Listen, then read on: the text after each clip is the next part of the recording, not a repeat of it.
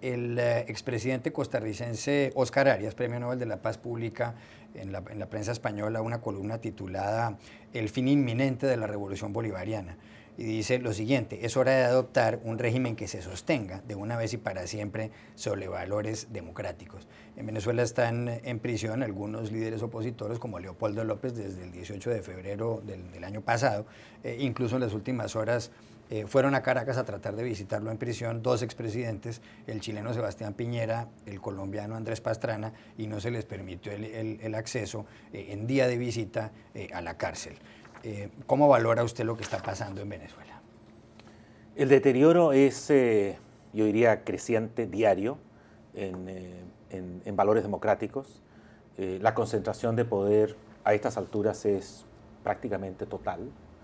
No hay instancias democráticas independientes capaces de controlar el ejercicio del poder, de defender las libertades públicas. Está todo cooptado por el actual régimen. El Poder Judicial intervenido y los jueces se prestan hasta ahora, al igual que la Fiscalía, para empapelar judicialmente a aquellos que el gobierno detesta y que el gobierno persigue. La persecución es permanente, los medios de comunicación están prácticamente anulados, queda en pie el periódico El Nacional. Globovisión ya ha perdido su capacidad como para mostrar a lo menos las dos caras de la medalla, y realmente que las condiciones son, yo diría, agobiantes. Los espacios se están cada vez cerrando con más fuerza en el ámbito democrático. Y hay una enorme preocupación, obviamente, porque el gobierno no da signos de apertura, de cambio, y la comunidad regional hasta ahora sigue en silencio. Es ciertamente una vergüenza cómo las democracias latinoamericanas le sacan el cuerpo al caso de Venezuela. Y salvo por las visitas recientes de algunos exmandatarios o algunos pronunciamientos públicos de algunas personalidades criticando los abusos en Venezuela, en particular la situación de los presos políticos encabezados por Leopoldo López, obviamente, yo no veo hasta ahora una preocupación explícita, pública, responsable de las democracias latinoamericanas y de otras regiones del mundo sobre la situación en Venezuela, que, como digo, es cada día más agobiante y arbitraria.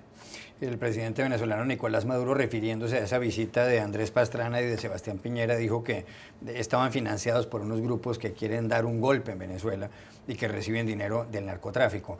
El Ministerio de Relaciones Exteriores de Colombia ha rechazado los términos con los cuales se han referido a Andrés Pastrana, y por otra parte ha dicho, tal vez por primera vez, que expresamente, que piden la liberación de Leopoldo López o un tratamiento justo para el caso de Leopoldo López. ¿Es este un cambio de tesis del gobierno colombiano al cual deberían sumarse otros organismos regionales, como por ejemplo UNASUR, cuyo secretario general, cuyo líder es otro expresidente colombiano, Ernesto Samper?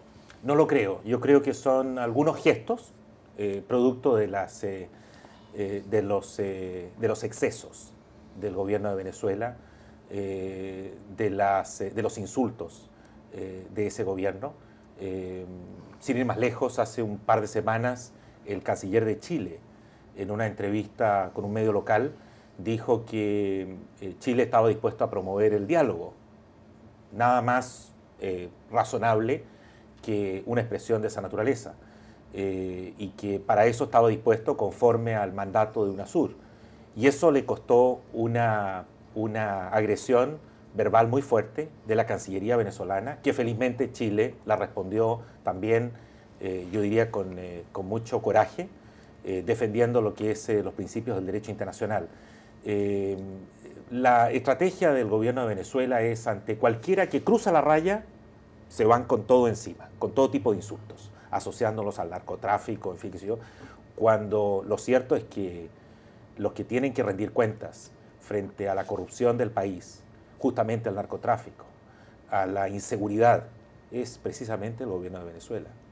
Munilla en el diario, otro diario madrileño en ABC de Madrid, Emilio Blasco, un periodista que además viene a este programa con alguna regularidad, da cuenta de que se ha venido a Estados Unidos, se ha entregado en cierto modo Leamsi Salazar, un hombre que fue por 10 años jefe de seguridad de Hugo Chávez y que según ese periódico era el número 2 de Diosdado Cabello, chavista, presidente de la Asamblea Nacional del Congreso venezolano, el Parlamento venezolano. Y dice además el señor Leamsi Salazar que Cabello es que cabeza del cartel de los Soles, un cartel de narcotráfico.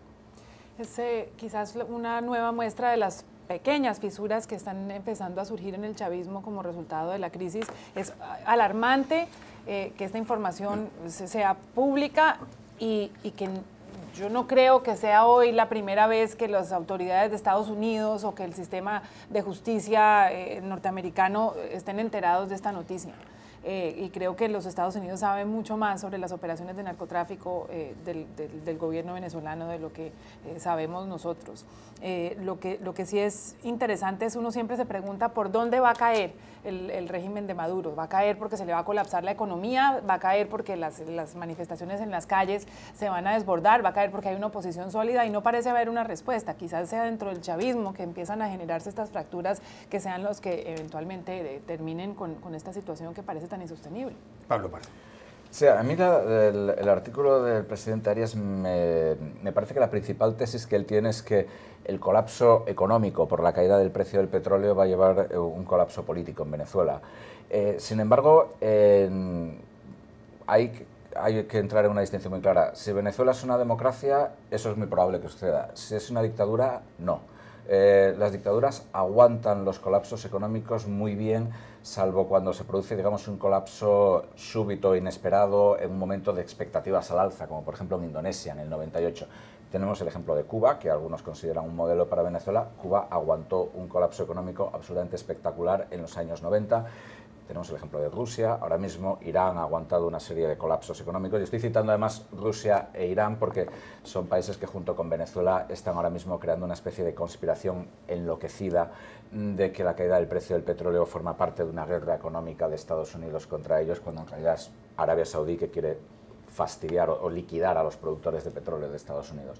Entonces, yo creo que esa es la gran cuestión y creo que el chavismo está cada vez mostrando más indicios autoritarios y dictatoriales, es cada vez más nosotros contra ellos y un régimen así aguanta muchas crisis económicas. Yo no sé hasta qué punto el presidente Arias, su profecía va a ser cumplida.